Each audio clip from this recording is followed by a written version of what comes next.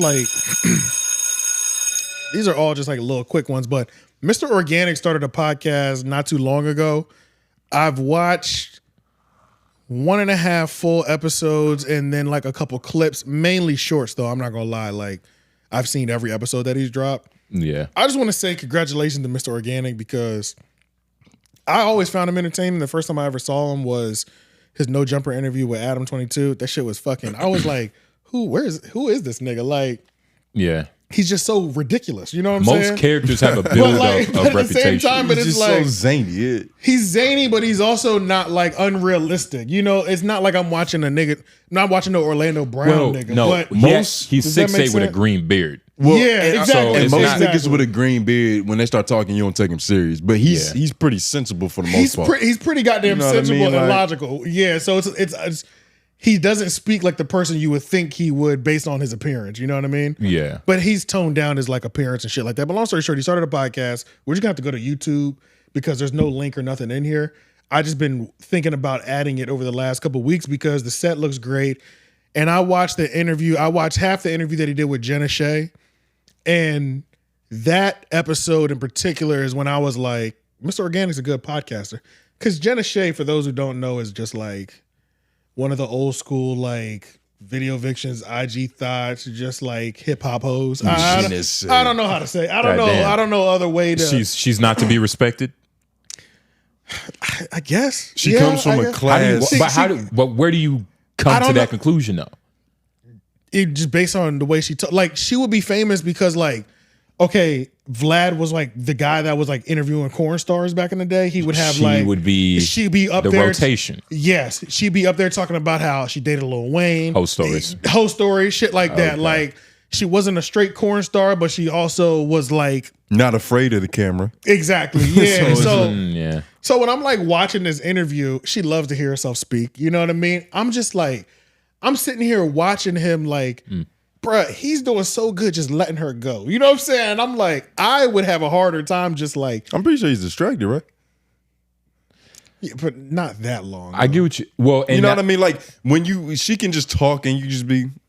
Long story short, what I'm trying to say is most people hearing stories that she has to tell would not value her conversation in the same way. He was doing so well of like respecting the person. I was like, this is a good. Well, Mr. Organic, what did Corey Holcomb say about whatchamacallit? He's a gentleman. Yeah. He moves like a gentleman. 100%. So it's like he views patience as the same thing with like godliness. And this is a this is a test. Right next to hygiene. I feel like being able to do an interview with somebody like Jenna Shea, that is a test. Like it's one thing to interview somebody like interesting.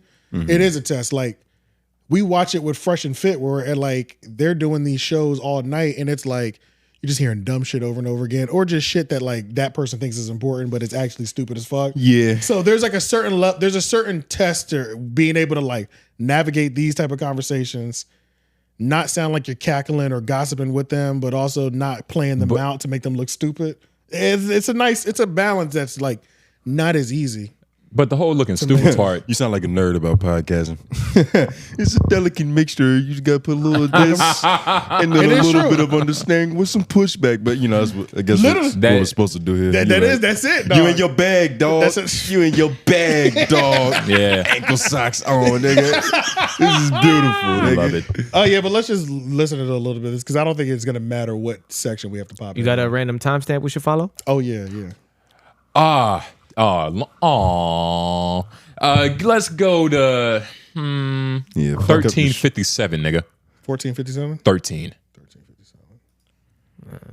Damn, she's right. They won't even let you buy it. And you're just like, honey, there's enough money for everybody. So I've laid myself out, work one-on-one with you until we get you going, and then you can, get discounts on promo and anything else for the future. You're always good with me. Right. But yeah, I shoot them and everthing. That's dope. That's dope. How do they contact you for that? Oh, Instagram or Twitter. Okay. And so that's the easiest way. Yeah, that's love. People don't, help each other nowadays. There's enough for everybody, of course, with content and monetization and these different streams from OF to whatever else they be doing.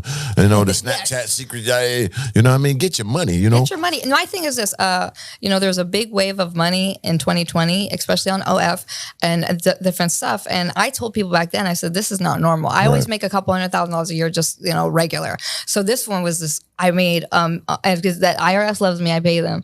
But I made almost $1 million. Damn, stuttering. Relax. Sorry, I made almost $1 million. The IRS scares you a little bit saying that. Sorry, I'm drinking this, you guys. But letters get you kind of nervous. No. But you know, I had to put, you know, I don't have kids. I'm not married, so the IRS loves me. Right. I pay on time and everything. You know, that's smart. But I made almost $1 million in 2020, and I spent $75,000 on promotion. Yeah. And these women don't invest in themselves. They don't reinvest in themselves. They think it's just going to happen overnight. You have to keep on. Every business needs advertising. It doesn't matter what it is. If you're a mechanic, you got a taco shop, whatever. So why wouldn't you reinvest? And what I find in these women is they're so lazy, and they're so like. I love seeing hoes talk about hoeing like this.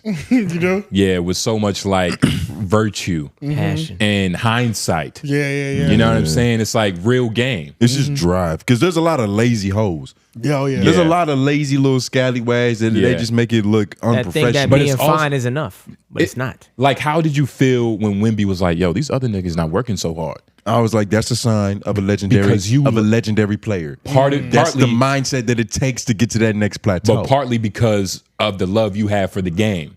Yeah, and it's the same way with hoeing. The respect that I approach it with. Exactly. You know what I mean? You're glad that she approaches hoeing the way you do. Right. Exactly. Yeah, like a hoe. But respectability. But like, I feel like it's something about her lip filler. I feel like it's making it hard for her to pronounce certain shit. Yeah. Possibly. So it's just like when you talking to her, you do got to give her the floor a little bit because some of them words, they're not just gonna roll out. She definitely has 2002 lip filler. She don't got the new version. But I mean, it was funny. I think the part that I saw was like, it was like a random clip, but she was talking about like, she's pretty much talking about like meat size, right? And this is not a conversation you could tell he really cared about, but he was like, oh, wow. Yeah, okay. That's dope. I see what you're saying. You know, I was like, this nigga's good. Like, he was engaging with the conversation just enough to where it's like, I'm not disengaged, but it's like just cook. Let her rock. Just Yeah, just fucking, this is your part now. I was like, he's balancing. He's treading that water nicely, yeah. But the set looks dope too, man. And it's, I know I saw a video where he had just lost his Instagram, so he's like building it back up. So why did he lose it? Did he? I have no idea, but I mean, I don't know. I like it though. Is he voting for Trump or something? And I'm so glad nothing I was bad. fucking Mr. Organic. So like, I haven't seen anything that had me like, besides him maybe looking crazy. I haven't seen or heard him say anything that had me like, this nigga's kind of a joke or a clown. You know what I'm saying? He's toned it down. He's always, all the content I've ever seen him make, because the first time I saw him, it's this other tall ass nigga. I forgot his YouTube channel, but he does like car reviews.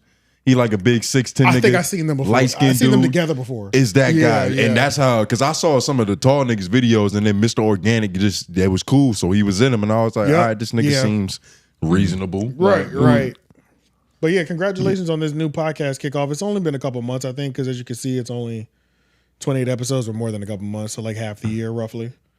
But you think he's better than Sharp already? Yeah. It's not hard to be better than Sharp either, though, so that's not a good barometer. Okay. Man. Just making sure your hate is still pure. It's you know, still you got to pure. check every now and then. It's still pure. Actually, Actually, getting soft. Let's roll over to Sharp. I'm going to look